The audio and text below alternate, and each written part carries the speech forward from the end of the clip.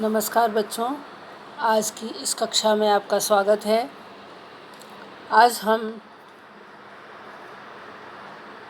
आपकी पाठ्य पुस्तक में संकलित भ्रमर गीत प्रसंग जो है उसके ऊपर चर्चा करेंगे।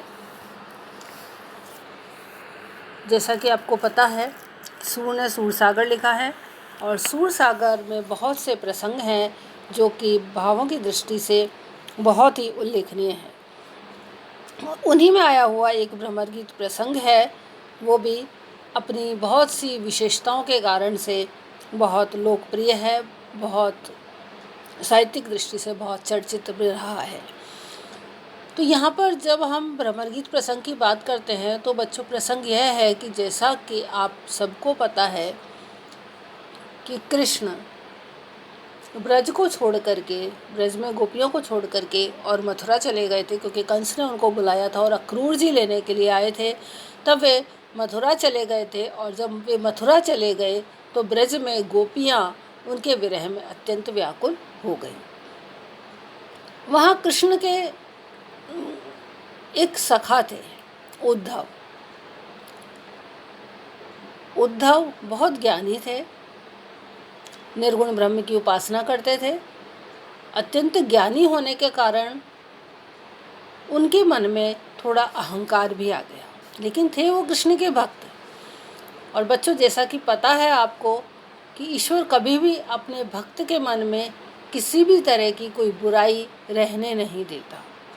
तो कृष्ण ने भी अपना भक्त जो उद्धव हैं और अपने सखा जो उद्धव थे, उनके मन में जो अहंकार है उसे मिटाने की एक योजना बनाई और साथ ही यह सोचा कि यह गोपियाँ जो हैं वे भी मेरे विरह में व्याकुल हो रही हैं, क्यों नहीं उद्धव को ब्रज भेजा जाए और वहाँ पर गोपियों से उनका सामना कराया जाए, जिससे कि उन्हें पता पड़े कि निर्गुण और सगुण इसमें क्या अंतर है। जिसे जो भाता है उसे वही अच्छा लगता है और किसी को भी किसी से श्रेष्ठ नहीं बताया जा सकता है।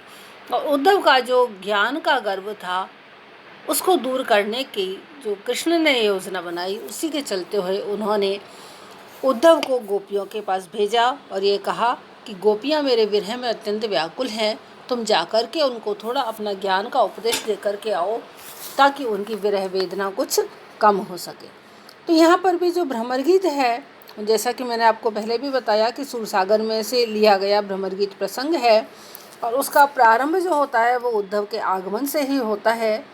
गोपियाँ सबसे पहले तो उद्धव को कृष्ण का मित्र समझ करके उनका बहुत अच्छी तरह से स्वागत सत्कार करती हैं, लेकिन जैसे ही उनको पता पड़ता है कि उद्धव प्रेम के स्थान पर ज्ञान का और सगुण के स्थान पर निर्गुण का संदेश लेकर के आए हैं, तो उनका हृदय टुकड़े टुकड़े हो जाता है। वो तो ये सोचती हैं कि उद्धव यहाँ पर आए हैं तो निश्चित रूप से कृष्ण का कोई जो प्रेम का संदेशा है वे लेकर के आए होंगे, लेकिन यहाँ पर उनको इसके बिल्कुल विपरीत बात दिखाई देती है।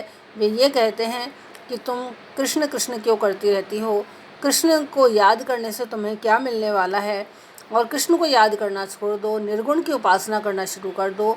तो तुम यदि इतने समय में जो कृष्ण के विरह में व्याकुल रह रही हो, इतने में यदि निर्गुण की उपासना की होती तो आज तुम ज्ञान की उच्चतम अवस्था पर पहुंच गई होती। ये सब बातें जब वो कहते हैं कि सगुण में कुछ भी नहीं रखा है, ईश्वर ऐसा नहीं होता, ईश्वर कभी भी ऐसे धरती पर नहीं आता है और ईश्वर एक ही है, परमात्मा है, हमको उसी का भजन करना, हमको उसी का ध्यान करना चाहिए। जब वो ऐसा कहते हैं तो गोपियाँ उद्धव का परिहास भी करती हैं और ऐसी जो व्यंग्यमयी वाणी है और उनकी जो कठोर और मधुर उक्तियाँ हैं उनके माध्यम से वो उनकी बहुत अच्छी तरह से खबर लेती हैं। ये ऐसा प्रसंग है जिसमें कि सूरदास का हृदय बहुत ज़्यादा रमा है और गोपियों के माध्यम से सूरदास का हृदय हर एक पद में ऐसा लगता है कि मानो अलग अलग शैलियों में बोल रहा है। एक ही बात को वो अनेक प्रकार से कहते हैं, लेकिन फिर भी सूर का जो भ्रमर गीत प्रसंग है वह आकर्षण से रहित नहीं होता है। यह एक बहुत बड़ी बात है। कि एक ही बात को कह रही हैं गोपियाँ, अलग अलग तरह से कह रही हैं, लेकिन फिर भी उनमें आकर्षण बना रहता है। उसमें भावुकता है, सहृदयता है, और इस सब के कारण वो अत्यंत रोचक प्रसंग बन पड़ा है। उसमें हमको जो गोपियों के माध्यम से जो सहृदयता, गोपियों की सहृदयता और गोपियों के माध्यम से जो सूरदास की काव्य में सहृदयता है, वह भी हमको देखने को मिलती है। उद्धव पर जब गोपियाँ व्यंग्य करती हैं तो ऐसा लगता है कि मानो उनका हृदय बोल रहा है। जब वो बोलती हैं कि निरखत अंक श्याम सुंदर के बार बार लावत छाती, लोचन जल कागद मस मिल के है गई श्याम श्याम की पाती। तो यहाँ पर उनकी सहृदयता हमको प्रतीत होती है।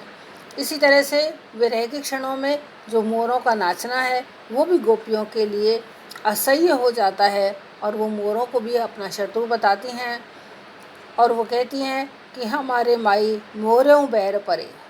इसी तरह कोकिल के लिए कहती हैं, ऊधो कोकिल कुंजत कानन, तुम हमको उपदेश करत हो भस्म लगावन आनन। कई बार तो गोपियाँ जो हैं उनको बादल भी अच्छे नहीं लगते हैं, और वो कहती हैं कि देखिए तो चहूँ दिसी ते घन घोरे, मानो मत मदन के हथियन बल करी बंधन तोरे। तो यहाँ पर इसके माध्यम से हमको गोपियों की जो सहृदयता है वह हमको पता पड़ती है। तो भ्रमर गीत जो है, एक तरह से जब गोपियाँ उद्धव को बार बार उपालंब देती हैं, वह इसमें प्रमुखता लिए हुए है। उपालंब वाली बात है, सहृदयता वाली बात है, और इसी के साथ इसमें हमको वाक विदग्धता भी देखने को मिलती है। गोपियों की वाक विदग्धता के कारण ही ये जो प्रसंग है ये अत्यंत रोचक हो पड़ा है।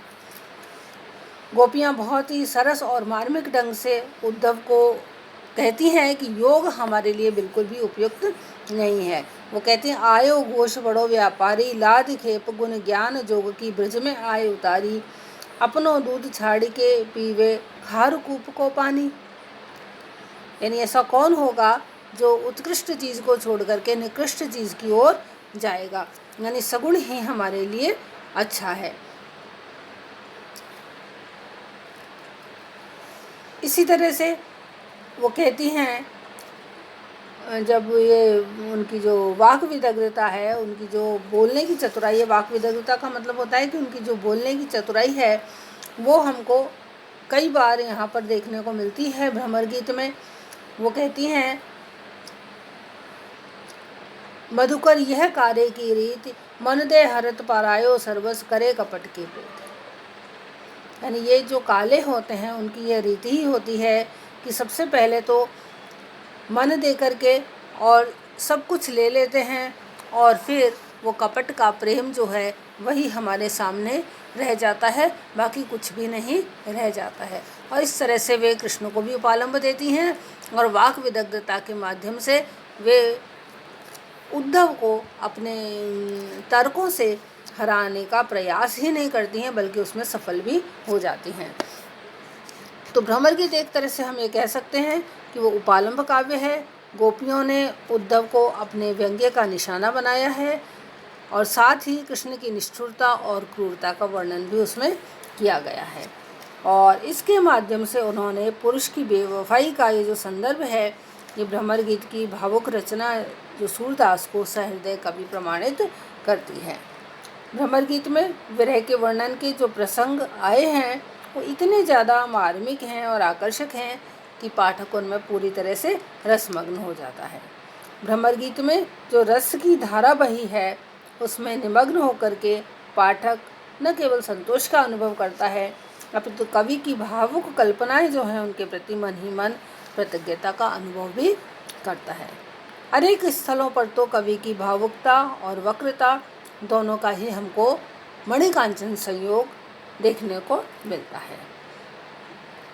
कभी तो गोपियाँ उद्धव को कृष्ण की अव्यावहारिकता और निष्ठुरता के प्रति उपालंब देती हैं, और कभी गोपियों की जो विरह वेदना है वह पाठक को प्रभावित करती हुई प्रतीत होती है, और साथ ही कवि की जो संवेदनशीलता है वह भी पाठक के मन को गहराई तक स्पर्श करती है।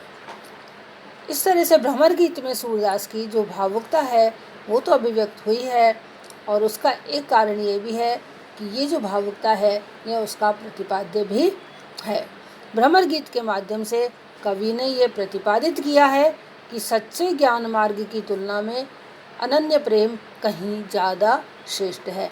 इन्होंने निर्गुण पर जो सगुण की विजय है वह बताई है।